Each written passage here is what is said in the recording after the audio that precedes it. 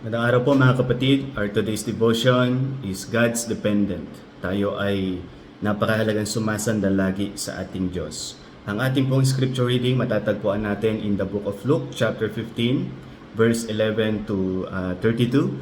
And this is very familiar passage sa bawat isa po sa atin about the prodigal son, na nung siya ho ay nagpasya na kunin ang kanyang mana at lumayo sa poder ng kanyang ama. At makikita natin kung gaano naging sayang at miserable ang kanyang buhay. But he came to the point na na-realize niya ang kanyang pagkakamali, ang kanyang pagiging independent sa kanyang ama, at makikita ho natin na siya ay nagpasya na babalik sa kanyang ama, sa tahanan ng kanyang ama. Ang sabi nga ho dito sa verse 18, sa Luke chapter 15, which is our key verse, I will arise and go to my father, and will say unto him, Father, I have sinned against heaven and before you and before thee. So, tayo ho bilang tao, habang tayo ay tumatanda, tayo ho ay nagdi-desire ng autonomy sa ating buhay na nais ho nating magtiwala na lamang sa ating sarili at gumawa ng sarili ho nating kaparaanan. So, habang tayo ho ay nabubuhay sa mundong ito, alam niyo ho sa social perspective, isang patunay na tayo ay nagmamature ay tayo ho ay responsable na sa ating mga decisions at kaya na ho nating i-handle ang ating mga buhay pang araw-araw. But pag pinag-usapan ho natin sa spiritual na perspective, yun ho ay makikita ho natin na it is not good na tayo ho ay mabuhay araw-araw, na tayo ho ay hindi sumasandal sa Diyos, at tayo ho ay gumagawa na lamang ng sarili ho nating kaparaanan bilang isang tao at bilang isang mananampalataya. And in this passage about the prodigal son, alibughang anak, alam ho natin ang story, ito ho ay in one way nagre-represent sa lahat ng mananampalataya na gusto ho nating mabuhay sa ating sarili, gusto po nating magkaroon ng kalayaan na piliin ang sarili ho nating kagustuhan at mabuhay sa kaparaanan na makasarili.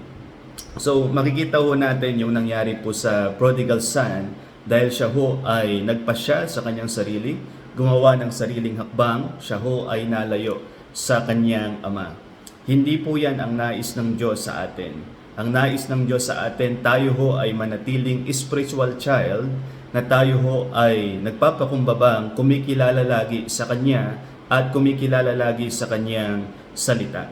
So napakahalaga na ma-realize ho natin, it is very important na tayo ho ay sumasandal lagi sa ating Diyos. Dahil pag nabuhay ho tayo araw-araw na may tiwala sa ating Panginoon, tayo ho ay pwedeng magpahinga sa Kanyang pag-ibig, tayo po ay pwedeng sumandal sa Kanyang pagmamalasakit, at walang duda na tayo ho ay pwedeng magtiwala sa Kanyang katugunan at sa Kanyang proteksyon sa buhay natin bilang isang mananampalataya. So kung makikita natin ang sarili ho natin na tayo ho ay nasa buhay na wala na tayong tiwala sa Diyos, sabi nga sa Proverbs 3:5 and 6, Trust in the Lord with all your heart and lean not on your own understanding. Huwag kang manangal sa sarili mong karunungan sapagkat araw-araw merong unexpected difficulties, mga problems, trials, and needs sa buhay natin. So huwag tayong magtiwala sa sarili nating kaalaman. Sa halip ang Diyos ang ating pagkatiwalaan ng buong puso. Dahil kung ganon, in all our ways, kikilalanin ho natin ang Diyos. Tayo sa Kanya ay sasandal lamang at Siya ang bahalang mag-direct ng ating mga paths. So kung makikita natin ang ating sarili na tayo ho ay nasa sarili na lang nating landas at gumagawa ng pangmakasariling kaparaanan, ang nais ng Diyos ay bumalik tayo sa Kanya at sa Kanyang tahanan.